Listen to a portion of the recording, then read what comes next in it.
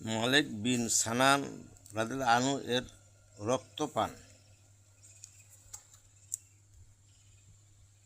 উহুদের যুদ্ধে হুজুর পাক সাল্লাল্লাহু আলাইহি সাল্লামের নুরানি চেহারায় যখন দুটি লোহার কড়া ঢুকিয়ে গিয়েছিল, তখন হযরত আবু বকর রাদিয়াল্লাহু আনহু দৌড়ে আসলেন ও অন্য এক দিক হইতে আবু উবাইদা রাদিয়াল্লাহু আনহু দৌড়ে আসিয়া হুজুর সাল্লাল্লাহু আলাইহি সাল্লামের মাথা হইতে দাঁত দ্বারা লোহার কড়া খুলিতে লাগিলেন। ইহাতে তাহার একটি দাঁত ভাঙ্গিয়া যায় ও কড়া খুলিয়া যায়। তিনি ভ্রূক্ষেপ না করিয়া দ্বিতীয় কড়াও খুলিয়া ফেলেন, যাহাতে তাহার আর একটি দাঁত ভাঙ্গিয়া যায়।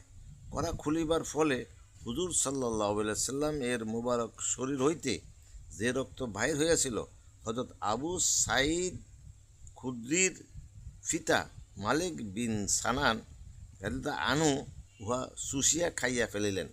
হুজুর সাল্লাল্লাহু আলাইহি সাল্লাম বলিলেন, যেই রক্ত আমার রক্ত ঢুকিয়াছে তাহাকে দোজখের আগুন স্পর্শ করিবে না। আল্লাহ রাব্বুল আলামিন যে নবীর এত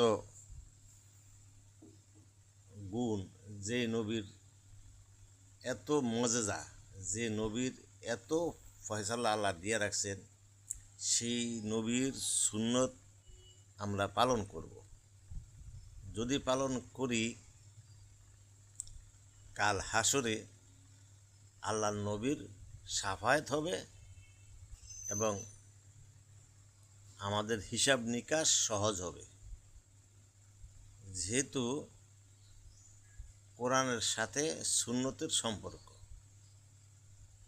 যে কোরআন এবং সুন্নতকে অনুকরণ করবে, সেই অনুযায়ী আমল করবে, আল্লাহ পাক তাকে বিনা হিসাবে জান্নাতে দিবেন। তো ভাই, দুনিয়া ক্ষণিকের জিন্দিগি, আখিরাতের জিন্দিগি শুরু হবে, শেষ হবে না। সেই জিন্দিগির জন্য আমরা এখন থেকেই তৈরি হই, কোরআন ও সুন্নাহর উপরে ইস্তেকামাত হই। তাহলে ইনশাল্লাহ আল্লাহ পাক আমাদেরকে দুনিয়া এবং আখিরাতে মদদ করবেন।